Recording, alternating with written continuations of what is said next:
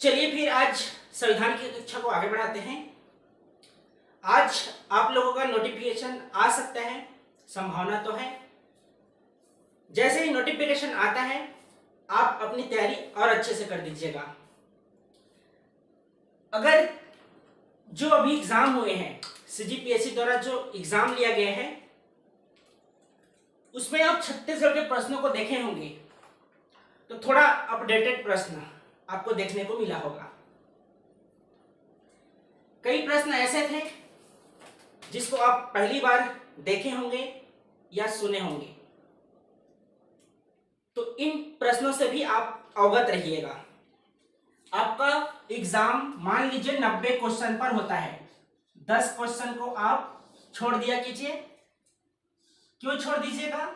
10 प्रश्न या तो विलोपित हो जाते हैं या तो वे प्रश्न होते हैं जिसको आप कभी सुने नहीं रहते हैं।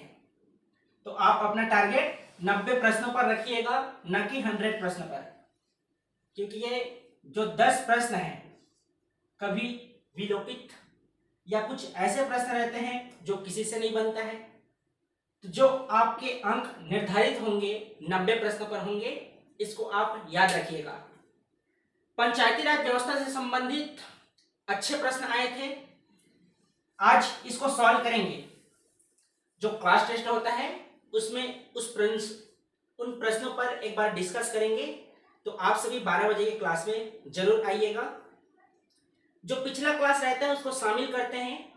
आज की क्लास में उन प्रश्नों को कम रख दूंगा और जो अभी एग्जाम हुए थे उसमें से पंचायती राज व्यवस्था के प्रश्नों को अलग से हम सॉल्व करेंगे आज 12 बजे। आइए, आज का हमारा संविधान में टॉपिक है प्रस्ताव। भारत सरकार की निधियां और वित्तीय समितियां। निधियां क्या है? तो खजाना है, जहां पैसा रखा जाता है। प्रस्ताव ये मेंस का टॉपिक है। आप लोग भले ही कमेंट नहीं किए हैं, कल की कक्षा में बोला था कि आप लोग बताइएगा कक्षा में पढ़ाना है कि नहीं पढ़ाना है। या तो आप वीडियो पूरा नहीं देखते हैं या प्रस्ताव को पढ़ना ही नहीं चाहते थे। फिर भी इस पर एक बार बात करेंगे। उसके बाद हमारा आज का दूसरा बिंदु है भारत सरकार की निधियां। कौन कौन से निधियां हैं जिसका प्रयोग किया जाता है। उसके बाद बात करेंगे वित्तीय समितियां और महत्वपूर्ण बिंदु कार्य के बारे में अध्ययन करेंगे। ये आपके 4 प्रमुख बिंदु हैं जो हमारे सीजीपीएससी प्रीलिम्स के लिए महत्वपूर्ण है। संविधान के जो प्रश्न थे ये भी अच्छे प्रश्न थे, इसके बारे में भी डिस्कस करेंगे। आइए सबसे पहले प्रस्ताव को समझते हैं। प्रमुख आपको 8 प्रस्ताव मेंस के लिए पढ़ना है, यहां संक्षिप्त रूप से देखते हैं। पहला है ध्यान आकर्षण प्रस्ताव। ध्यान आकर्षण प्रस्ताव तो जिसकी सरकार गठित हुई है, जो सदन में संचालित कर रहा है, यदि वे जनता के हित में जो कार्य हैं, कौन सा हित? जनहित वाले जो कार्य हैं, उन पर अपना ज्यादा फोकस नहीं कर रहे हैं, उन पर बात नहीं कर पा रहे हैं, तो विपक्षी दल के द्वारा जिस दल का सरकार गठित होता है उनको ध्यान आकर्षित करवाते हैं कि जन के हित वाले काम को भी आप करवाइए। दूसरा क्या है? काम रोको प्रस्ताव। सदन में जो भी काम चलते रहता है, मान लीजिए कोई ऐसा मुद्दा आ जाता है जिस पर बात करना जरूरी है। क्यों बात करना जरूरी है? क्योंकि वह जनता के हित में है, लोक कल्याणकारी है। तो सदन जो चलता रहता है उस काम को रोका जाता है और जो मुख्य बिंदु चर्चा में है उस पर बात चर्चा परिचर्चा की जाती है। निंदा प्रस्ताव विपक्षी दल के द्वारा लाया जाता है, जो सरकार रहती है उसके लिए। ठीक है। अविश्वास प्रस्ताव यह भी विपक्षी दल के द्वारा लाया जाता है। विश्वास प्रस्ताव पक्षी जिसका सरकार रहता है वह अपना विश्वास मत पाने के लिए विश्वास प्रस्ताव लाते हैं। धन्यवाद प्रस्ताव यह भी पक्ष दल जिसका सरकार रहता है वह संसद में आपका धन्यवाद प्रस्ताव लाता है। इसके अलावा क्या है, विशेषाधिकार प्रस्ताव। जो मंत्री हैं अपने कर्तव्यों का सही तरीके से निर्वहन नहीं कर रहे हैं, जो उनके अधिकार हैं उनका दुरुपयोग जब करते हैं, तो किसी एक मंत्री के खिलाफ भी विशेषाधिकार प्रस्ताव लाया जाता है कि वे अपना जो अधिकार मिला है उसका दुरुपयोग कर रहे हैं। तो यह भी आपके विपक्षी दल के द्वारा लाया जाता है। अगला क्या है, कटौती प्रस्ताव। तो कटौती प्रस्ताव यह भी विपक्षी दल के द्वारा लाया जाता है। और कटौती किस पर करने की बात की जाती है, तो बजट पर। जो बजट तैयार किया जाता है एक साल के लिए, जो प्रारूप तैयार किया जाता है उस पर कटौती करने की मांग की जाती है, जिसमें 1 रुपए कुछ राशि और तीसरा 100 रुपए कम करने की बात की जाती है। तो यह एक तरह से कटौती प्रस्ताव विपक्षी दल के द्वारा लाया जाता है। ठीक है, तो आप बताइए क्या 1 रुपए में कुछ हो जाएगा? 100 रुपए कम कर देने से कुछ हो जाएगा? तो यह एक तरह से निंदा है।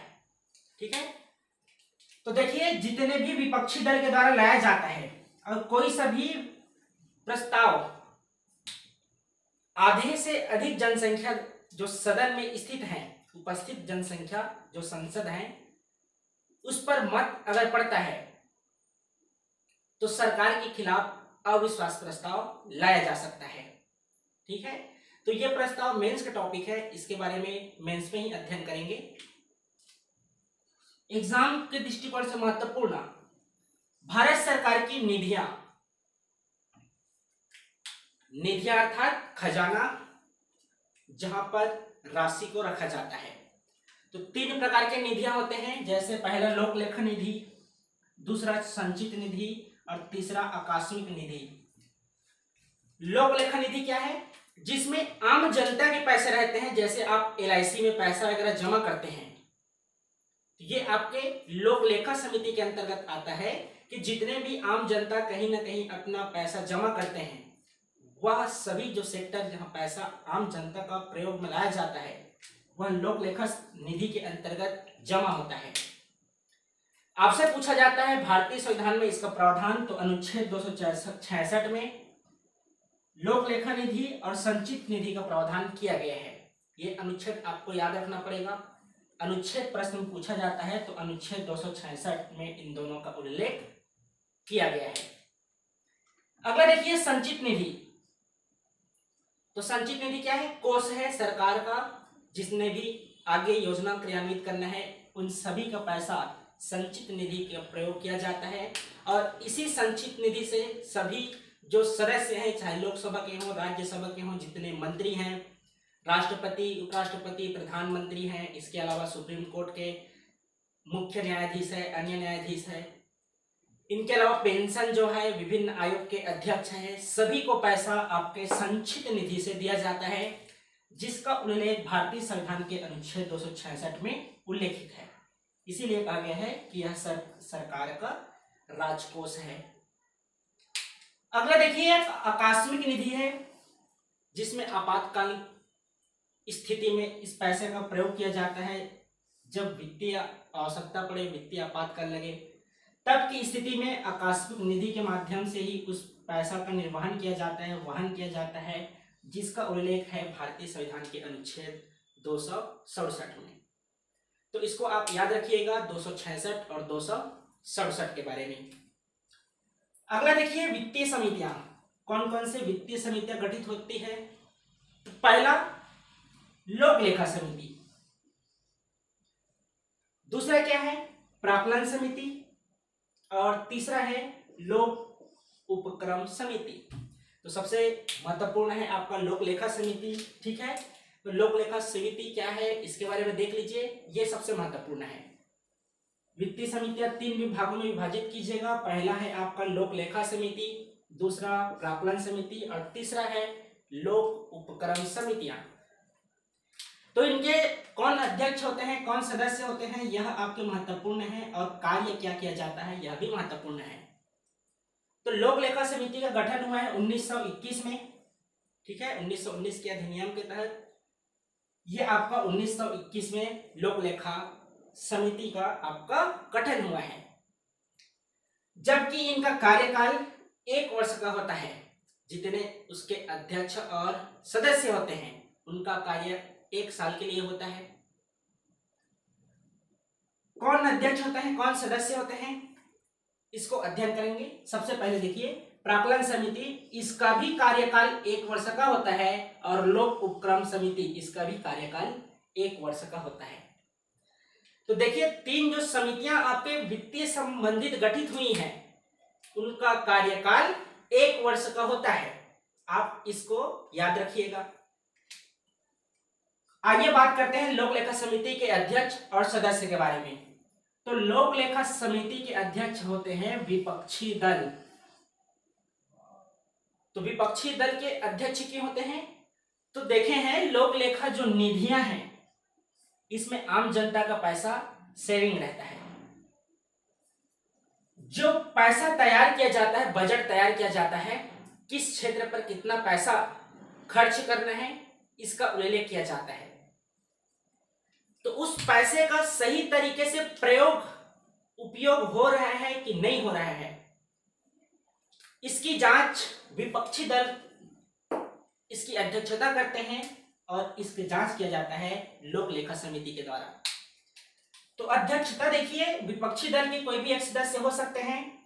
सदस्य कौन होते हैं? तो 22 टोटल सदस्य होते हैं, जिसमें 15 लोकसभा के और 7 राज्यसभा के सदस्य होते हैं। ठीक है, कार्य क्या है? तो कैग की रिपोर्ट की जांच करना। जो कैग है भारत के नियंत्रक एवं महालेखा परीक्षक हैं। बजट जिस क्षेत्र में कितना खर्च किया गया है उसकी जांच कैग के माध्यम से की जाती है।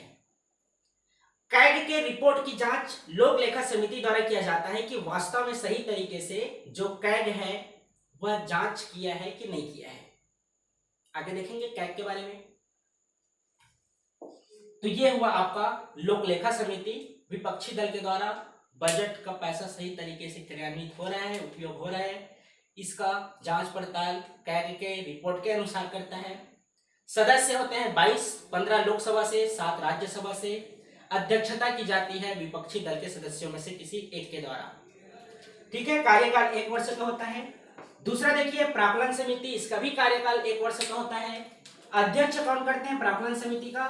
तो सरकार के ही जिस दल का सरकार बना हो उसी दल के कोई एक सदस्य को प्राक्कलन समिति का अध्यक्ष बनाया जाता है। टोटल सदस्य 30 लोकसभा सदस्य होते हैं। कार्य क्या होता है? तो सरकार को आर्थिक नीतियों में सलाह देना। आर्थिक नीतियों में सलाह देना कि जिस क्षेत्र में आप पैसा खर्च करने जा रहे हैं वास्तव में उस क्षेत्र में पैसा उतना खर्च करना चाहिए या नहीं करना चाहिए, इसकी सलाह प्राक्कलन समितियों के सदस्यों द्वारा और अध्यक्ष के द्वारा दी जाती है। तो इसका भी कार्यकाल 1 वर्ष का होता है। अध्यक्ष जिस दल का है उसी दल से एक कोई सदस्य होता है। इसके अलावा 30 लोकसभा सदस्य प्राक्कलन समिति के सदस्य होते हैं। अगला देखिए लोक उपक्रम समिति, इनका भी कार्यकाल 1 वर्ष का होता है। अध्यक्षता सरकार जिस दल का गठित हुआ रहता है उससे संबंधित कोई एक अध्यक्ष होता है। सदस्य कौन? तो 22 आपके सदस्य होते हैं, जिसमें 15 लोकसभा से, 7 राज्यसभा से। इसके अलावा क्या है? तो सार्वजनिक उपक्रम के लेखों की जांच करना।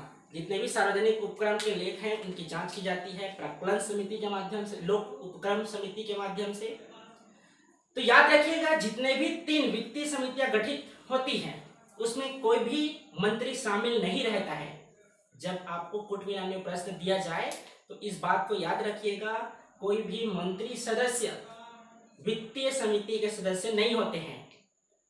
तो ये हुए आपके 3 प्रमुख समितियां के बारे में, लोक लेखा समिति है, प्राक्कलन समिति है और लोक उपक्रम समिति है। अगला देखिए महत्वपूर्ण है कैग के बारे में, जिसका प्रावधान है 148 से लेकर 151 तक, जिसमें 151 जांच प्रतिवेदन है। ठीक है, तो क्या है कैग? आइए बात करते हैं भारत के नियंत्रक एवं महालेखा परीक्षक। भारत के नियंत्रक एवं महालेखा परीक्षक कैग है, जिसका प्रावधान भारतीय संविधान के अनुच्छेद 148 से लेकर 151 तक है। कैग का जो प्रावधान है उसे ब्रिटेन के संविधान से लिया गया है, अर्थात ब्रिटेन के संविधान से प्रभावित है। नियुक्ति और शपथ, कैग के सदस्यों की नियुक्ति और शपथ कौन दिलाता है? तो भारत के राष्ट्रपति दिलाते हैं, और इनका कार्यकाल आप देखेंगे तो 5 वर्ष का होता है या 65 वर्ष। तो दोनों में से क्या अंतर है? या तो 5 वर्ष का कार्यकाल पहले हो जाए या किसी व्यक्ति का 65 वर्ष की आयु पहले हो जाए, तब की स्थिति में उसे अपने पद से मुक्त करना या पद अपना त्याग पत्र देना पड़ेगा। तो 65 वर्ष कैसे, इसको समझिए पहले। मान लीजिए 62 वर्ष में कैग के सदस्य बनता है तो उसका कार्यकाल सिर्फ 3 वर्षों का होगा। जैसे ही 65 वर्ष आयु होती है उसके बाद इसे अपने पद का त्याग पत्र करना पड़ेगा। या 60 वर्ष की उम्र में है तो 5 वर्ष तक अधिकतम इनका कार्यकाल हो सकता है। कार्यकाल भी देख लिए, नियुक्ति भी देख लिए, तो इनकी पद मुक्ति भी होगी। तो पद मुक्ति में कैसे? पहला तो त्याग पत्र स्वयं दे दे, दूसरा आकस्मिक मृत्यु हो जाए या अविश्वास प्रस्ताव लाया जाए, तब की स्थिति में इनके पद से त्याग पत्र या पद रिक्त हो सकता है। वेतन कितना होता है इनका? तो इनका वेतन होता है 2.5 लाख रुपए। याद रखिएगा, 2.5 लाख रुपए कैग के सदस्यों का वेतन होता है। कार्य क्या है इनका? तो कार्य देखिए सबसे महत्वपूर्ण है, केंद्र सरकार, राज्य सरकार एवं विभिन्न उपक्रमों के आवंटित धनराशि का लेखा परीक्षण करना। चाहे केंद्र सरकार का बजट हो, राज्य सरकार का बजट हो, जिस क्षेत्र में जितना खर्च करने का उल्लेख किया गया है, वास्तव में उस क्षेत्र में उतना खर्च किया जा रहा है या नहीं किया जा रहा है, इसकी जांच किसके द्वारा की जाती है? तो कैग के द्वारा की जाती है।